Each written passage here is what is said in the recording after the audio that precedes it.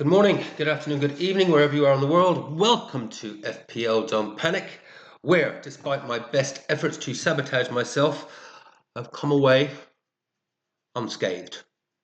Well, slightly bruised, slightly bruised. Tis but a scratch, tis but a scratch. Got away with that one. Honest to God. Don't know how. We'll do a quick review of the game week, but I've had enough of it. Oh, glad that one's gone. It was not ideal. Let's have a look at it, then we'll sort of just move on to team selection for game week 31. And then we'll have a look at by the numbers to see if I should be doing any transfers, and I'm still undecided. And I suspect I'll still be undecided even when I've looked at the numbers. Anyway, 57. By the numbers, what are we at? Hit the 2,000 points. That was nice to see. I really did want to. Well, I thought it'd be a bit more than just bang on 2,000 at the beginning of the game week when I was doing my team selection. But 2,000, I'll take it, especially given where things were heading at one point. 159,000. Seriously, it could have been. We'll go through the teams, as I say. Could have been so much worse. Could have been better. I mean, there's obviously the tales of what might have been as well. But I did the damage to myself. There's no question about that. No question about that whatsoever. Yeah, 57 points, but with the -8, so it's actually 49 points. Let's be real, 49 points, not great, but I know it was a tough game week all around. There's not that many in the top. Certainly when I looked at it this morning. Yeah, bad scores all around. Very low scoring week. The saviour was Captain Marmouche. Where does that leave me? Interestingly, I'm not quite. Even though I've dropped by about 7,000, I've actually closed the gap on the top 100k. By about 1 point. It looks like 2016 would have scraped you just about into the top 100k this week. So it looks like I actually closed it by a point or two. It's a funny old game. All right, let's have a look at the team. I'm not going to dwell on this too long. It's too painful at times. Henderson, not great. It's a shame didn't get the clean sheet. I did look at some highlights, but I'm not really as in touch. Normally I've pretty much watched every game the whole way through, but I've literally only seen 5-10 minute highlights. Yeah, could have had the clean sheet there. Coulda, woulda, coulda, didn't. Gabriel injury. We will obviously talk more about that later. Sod's law. Absolute sod's law. Do I think there would have been a clean sheet there if he hadn't gone off? Yeah, absolutely I do. Absolutely I do. And remember, I was seriously thinking. I mean, I damn near, if you look at that, I was seriously considering the role, as mentioned in the last video and in my team selection video a while back. You know, I was nearly thinking of just rolling and going with the back five. Now, happily, I'm slightly relieved. It would have given me less points, only just less points. But it would have given me less points, and there's some of these transfers that I did make in, and I've been wanting to do them anyway. So it's kind of worked out, but only just. So what do we got? Gavardio, 6 pointer there. That's great. Munoz, fantastic. Oh no, not Munoz, not fantastic. Sorry, my eyes. Kanate, a clean sheet, and that is a good one, obviously, because you'll see Foden is sitting on the bench there at the moment, second on the bench, with Nkunku first off the bench, and I was sweating during that game this morning. I actually did start making a video this morning at kickoff, so you could see me suffering, and I started going into it. And one of the things I said is, I bet the Palmer, Enzo, Jackson triangle of doom comes back to haunt me after having them weeks, a long time back. People say, here's the thing, people are going on about, oh, Palmer's back, Jackson's back, Palmer's going to be superb. There was a long period of time when that Palmer Jackson, and you guys will remember this, was very frustrating. I had literally Enzo, Palmer, Jackson. And I think just because Jackson's back, it doesn't mean Palmer's going to fire. He got his assist this morning, and I know Enzo's been in a little bit of form. 4.7 million. I think it's kind of tempting, to be honest with you. He's in a nice little run of form. He's averaging, the last 5 game weeks, he's averaging about 6. I can't go there again and get stung again. 4.7 is a little enabler. And Chelsea's form is actually pretty good. It's a thought, isn't it? Couldn't go there again. He'll just troll me again. But yeah, that was literally what I said at the end. So when Jackson hit the post in like literally the first couple of minutes, and then Palmer stuck the ball onto Enzo's head, I thought, oh, this is just going to be so bad. And I said, I just know Nkunku's going to come off the bench with just a minute or two to go and give me a one-pointer, and just tick by. I can't tell you how relieved I was when I saw Chelsea use their last subs.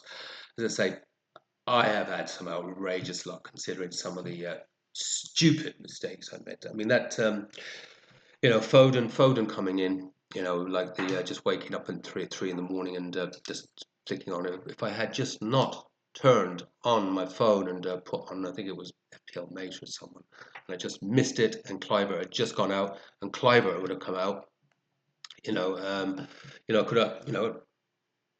yeah, it would have, yeah, I'd have been on actually sitting on a healthy grain. Listen up, given the ridiculous, stupid things I did with that Foden transfer. And his numbers are shocking anyways. I mean, I'll show you the spreadsheet later. I've got to deal with him now. The numbers are so poor. I mean, I think he'll actually start against United, but do I compound my error by now wasting a transferring him out? I don't know. We'll talk about that shortly. Bowen, yeah, it was a shame. He could have had a return. Salah, not so great. So he's just going off the boil a little bit. If he doesn't get his penalty or something, I don't know. Yeah, as the days of the always captain Salah over, well, thankfully they were for me, and I took the punt. The one really good decision I made, and it did save the game, was going with Marmoush. And Marmoush's numbers, really, really good in that game. Marmoush's numbers in general are actually pretty good. And we'll have a look at that, because I've obviously got him in my team for this coming game week. And Isaac, is this the curse of Des Striker once more? This will be, I think, about the second or third time Isaac will have done me this year. I think he's going to be okay. I think.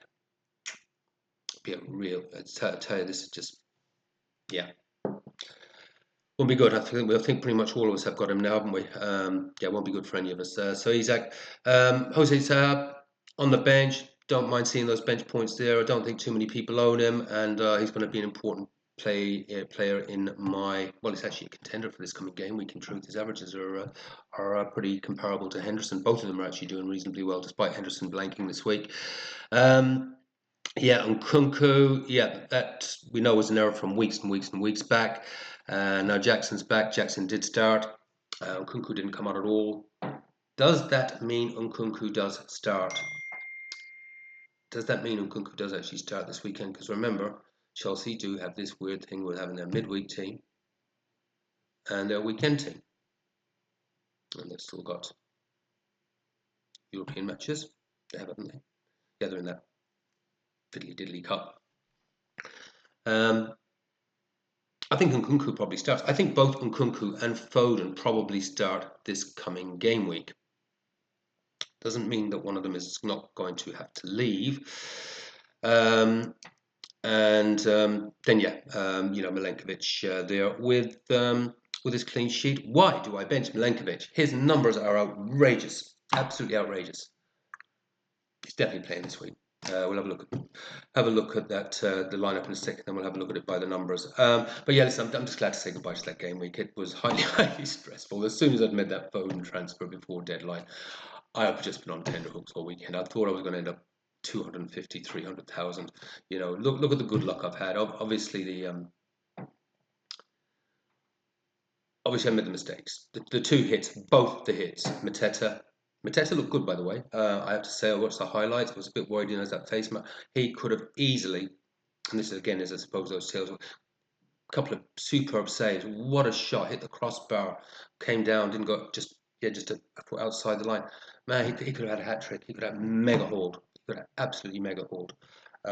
So I'm really happy, providing Isak's okay with that move into Mateta, Marmoush, and Isak. So I know I took the hit for Mateta. I know it hasn't paid off. It would have been better if I just kept Wood, because then I would have got Milenkovic would have come off the bench, and I had those points. And if I just gone with the Marmoush and the Isak transfers, it's done. I just got to move on and try not to do silly things again. But in general terms, happy with Mateta. He looked good. I was a bit worried that I'd say he might just be. No, you know when you come back from an injury, I don't know. I'm sure some of you guys have played football. You come back from serious freaking injury, especially if it's something like that, with a kick in the head or something like that. And I know I played Gaelic football, I played defence. You just think twice for a while until you get back into your stride about putting your body on the line. I thought he looked really sharp. He'll just get sharper, I think. Captaincy consideration, I think. We'll have a look at the numbers. Definitely a captaincy consideration. You could easily. I can see a hole on his horizon. I really can. I suppose the disappointment's there, obviously, for all of us, though. When you look at that, but a lot of us went with our, played the fixture, brought our triple Chelsea in with the double in mind. Well, sorry, went with the triple Crystal Palace, I should say, early. It's a funny old game.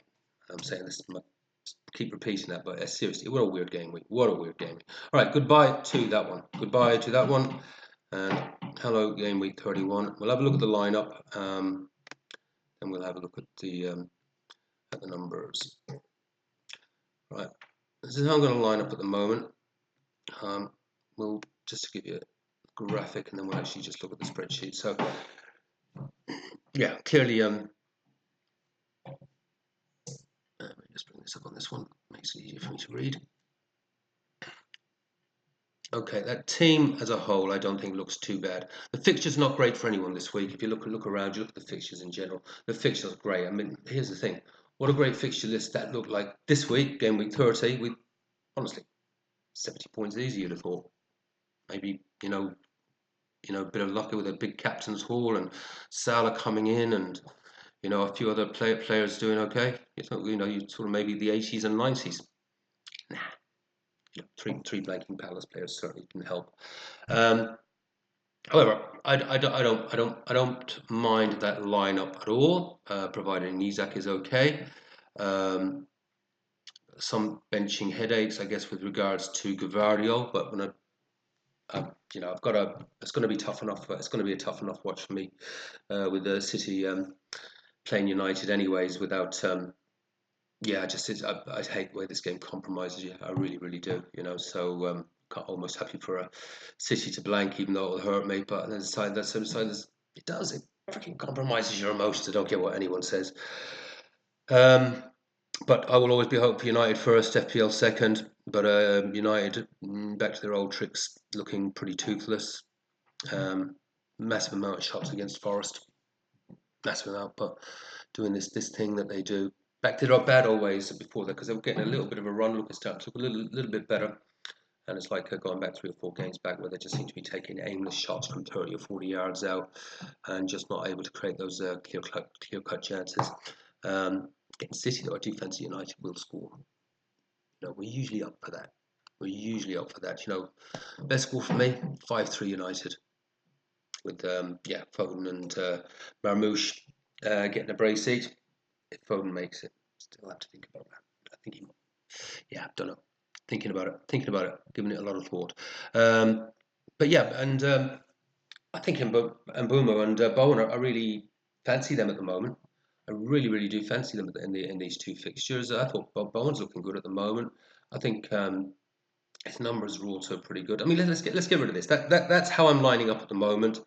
I'm considering rolling, but I don't think I will. Let's actually have a look at the spreadsheet and by the numbers in there. And you can see how it is shaping up. Most of those players, I like my 3 returns in 5, and I've got my averages. Most of those players, outfield players, goalkeepers just done 2 returns out of 5 each, but their numbers are actually overall pretty good because of save points, and they're pretty good. The keepers' numbers are pretty good. 2 clean sheets in 5 is not awful if there's the odd save point coming in there as well. Only one player, I think it's just one player falling off. What I like to see is the 3 returns in 5. I'll give you 5 seconds to guess which one it is of that starting lineup. Shouldn't be too hard, really. And remember, that's in matches that they've started or played over 60 in. Oh, wrong one. Sorry, spreadsheet's who we need. Okay, we might just lose me for a bit so I can make this fairly large so you guys can see it clearly. I'm saying that that should actually be reasonably clear on your screens, I think.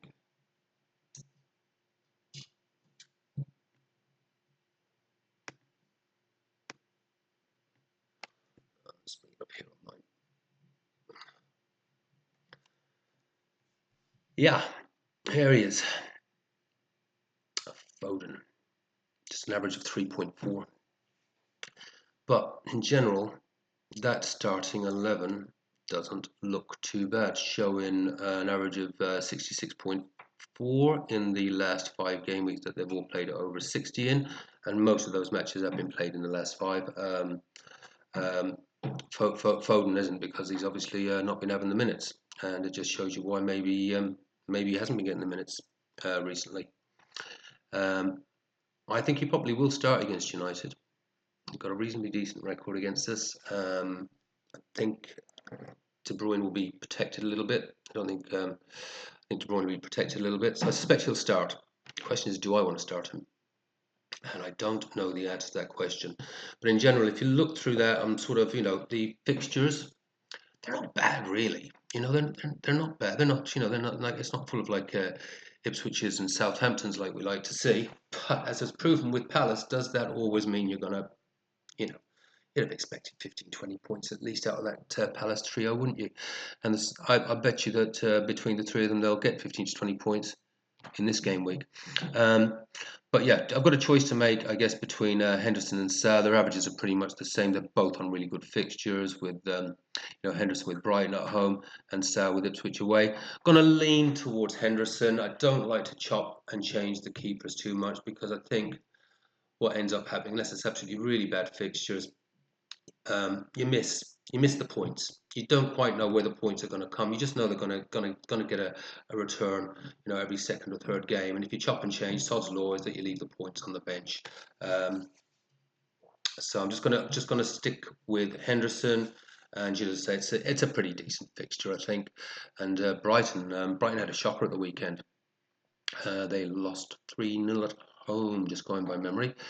Um, Kanate, solid. He's got his 3 returns in 5 in there, and an average of 4.2. So he's not quite on the 5 average, but like I said, that's pretty solid, and not the worst fixture in the world. Fulham are Craven Cottage, not the easiest place to go to, but I think Liverpool are going to want to get this title over and done with fairly quickly. So I think they'll be up to do a job on Fulham. Yeah, Munoz is just, his averages are great. They're at 5.2. Looks like he's getting a decent return every second match. So yeah, I think yeah, could well see him getting an attacking return and a clean sheet in a game like that. I live in hope, don't I? I'm really hoping for a big one this week. I could really do with it. Milenkovic is just outrageously good. What the hell did I leave him on the bench? Why? Just bad decisions. Really, what was I thinking last week? It's every turn. I think it's because I didn't really get into the spreadsheet last week and really look at this in the sort of in the black and white of it, because it really does help focus your mind.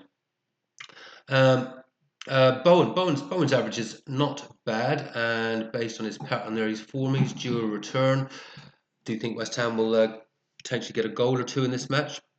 Bournemouth are not looking all that great, are they? And West Ham scored. Bowen's usually involved, so and his numbers there are not bad at all.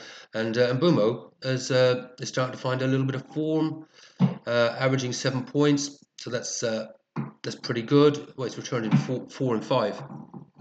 Take that every time. Why would I transfer him out? I mean, I have to think about these things further down the line with these fixtures, with that blank, and get the right balance between the doublers and the single game week players, and making sure I have a reasonable team out, obviously for that blank 34, and also maybe 1 or 2 transfers, maybe 1 or 2 hits if we're starting to get a feel as to who the doublers are, so we could treat them as a strategic worsening of points. But yeah, trying to make sure I have at least 9, ideally 11, going out from 34 and for the rest of the season. But there may have to be, either 1 or 2 hits or 1 or 2. Keep my fingers crossed that I've got the right 7, 8, 9 players going out. I just have to accept that and hope that a bit like this week, get lucky. But get lucky with creating, as I say about FPL. FPL is a game where we try to create an environment where we get lucky. And we try and create that environment more often. The more often we create that environment, we get lucky, the luckier we get. This week, I did not create that environment. I just got fucking lucky. Foden. I really have to think about that. Really have to think about that. Am I just compounding the error by playing him, or just lick my wounds? Say it's done is done. Make a transfer and bring a Gordon or a Murphy in. Because yeah, I'll talk about that in a second. Yeah, Salah just comes into the captaincy decision, I guess. Isak, yeah, it's fine. Leicester clearly got to play him, and it's got that yellow flag. The noises don't. It doesn't sound as though it's anything too serious. He just said he felt something a little bit tight, whatever, and came off. Sounded precautionary. They don't play until Monday, so he's got a little bit of extra time, I think, just to make sure it's okay. My call would be, if you want to captain him, captain him. I don't think I'm going to, because I've just got another idea. I may be taking little punts with my captaincy these days as well. The same with as you saw with the Marmouche. On the captaincy, Salah. Salah's actually running, just in the 1 or 2 surveys that I've seen, Salah's running at about 30-something%. He's actually at 40%, despite knowledge of him coming off and being flagged. So I suspect they're going to be running around even. Unless we get any definitive news on Isak. And as I say, it sounded more precautionary. He's just feeling a little bit tight, and I think they treat him with light glass, basically. Because he has a little injury prone. Mateta. Yeah, I am disappointed with the 1-pointer, obviously, but his averages are fantastic. And in those games there, obviously prior to that injury, his form superb. I thought he looked really sharp. He could have easily had a 12, 13, 14 pointer in that game. Easily. Absolutely easily. Captaincy consideration. And then, Marmouche. His numbers are really good. I think he's going to thrive without Haaland. I'm really glad I've got him in the team. And he has another captaincy consideration. Although it will really hurt me to captain him against Man United. But he's definitely a captaincy consideration. He's a baller. He really is. All right, so we've got a range there, 84 to 50. So that's, so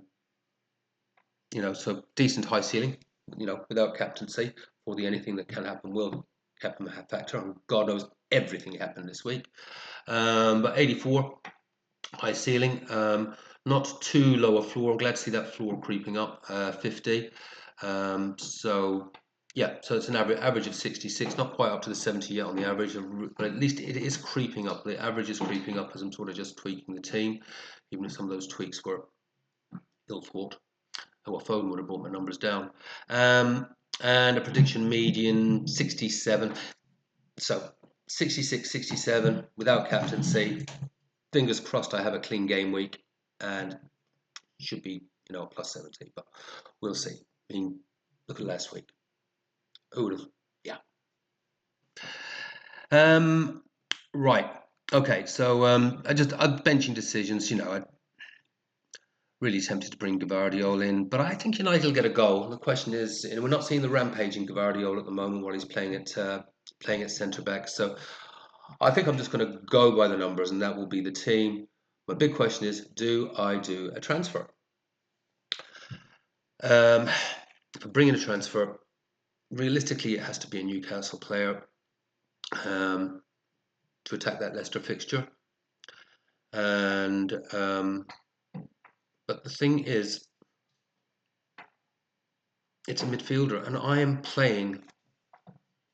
It means I have to transfer out. It means I'd either have to leave Foden on the bench. And Kunku's the obvious choice. So you use a transfer. And looking at those numbers, I know that Gordon's probably would be the favourite, but I really like Murphy. I really do. I think I've got his numbers in there wrong. Sorry, his old numbers. Do you know? Oh yeah, he just got the one assist, wasn't it? I do like Murphy. He looks dangerous. He's very direct. He's got a nice understanding with Isak. He's got a nice understanding with Isak. Every time I watch a Newcastle game, it seems like he's putting on one onto Isak's head.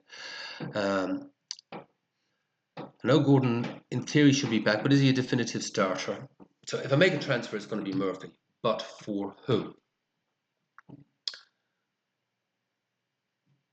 Because I'm not going to play with a five-man midfield.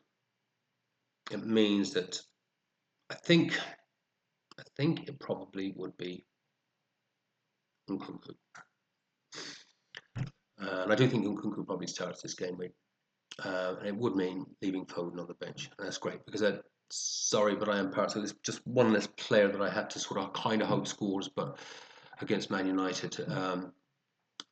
I think that is the transfer that I will make. It also gives me further down the line. Obviously gives me the another doubler, 432, and it gives me someone with a definitive fixture in 34. Just trying to get that balance right. And I do like Murphy. His averages are not outrageously good, but they are better than Foden's by a little bit. Yeah, I think it will be a Murphy transfer. Foden will be on the bench, so it'll be Murphy coming in for Nkunku. I'll drop Foden to the bench. I'll have him first off the bench in case something happens. If he comes on and scores 20 points, so yeah, and I do think he will start. I do think he will start, but you know what? It's going to be hard enough watching Marmoush play United, and sort of be kind of glad if he scores, but also going, oh, for fuck's sake. It's football. This game really. I've actually got next year. I've actually got an idea. I have a hobby which will become apparent maybe at the beginning of last year. I actually have an idea around that whole concept of FPL managers being compromised when players are playing against your own team that you've supported since you were knee high, and you sort of. You know what I'm talking about. You know what I'm talking about. I've got an idea on that, which I'll unveil at the beginning of next year, start of the 25-26 season. You won't believe your eyes. Anything else I want to cover? A little bit of mad waffle as usual, guys. Hopefully there was something in there for you. Any words of wisdom? Yeah, just talk. Yeah, I think. Well, that was it. Yes, but I've spoken about differential captain. I think I am going to start going differential captains. As I say, yeah. Last words. I'm going to be start to drop soon. I might survive this game week. Hopefully, I can get a bit of a rank rise. But in 32, we'll get the first of the bench boosters coming after me. Maybe even a few triple captainers in there as well on Isak, I suspect. The bench boosters, because there's so many of them out there that kind of frighten me the most. There's a few AMs out there, but it's the bench boosters. And then obviously when I get two games where I'm not fully optimized, which just simply I can't be without free hit, etc. for 33 and 34. That's the other one. So I'm just trying to stay in touch. So I'm hoping I can have a really good week this week. But I do need to try and defend my current position. But can I just make some good captaincy decisions? I think I'm going to go with Mateta. There you go. That's my last word. I'm going to. I reserve the right to change my mind. I'm going with Mateta, though. I'm going to go with Mateta. And see what happens. I thought he looked good. And I just think Brighton can be got at. I really do. I will be back tomorrow. I'll do the Bishop Brennan Cup. I think I know who the winner is. It's a winner I'm very, very because he's been one of the so many of you have been, to be fair. One of the guys that's been very, very supportive of me. So I'm keeping my fingers crossed that it is. The wildcard team I actually did okay. Jason got a green arrow of about 400 or 500. He's up to about 40,000. So it's green arrow 400. But so the wildcard didn't go too badly, and it's nicely set up for the next 3-4 game weeks. That's it. I'll leave it at that. Timmy's given a splash. Have fun, play your own game. Don't panic. I'll see you tomorrow. Bye bye.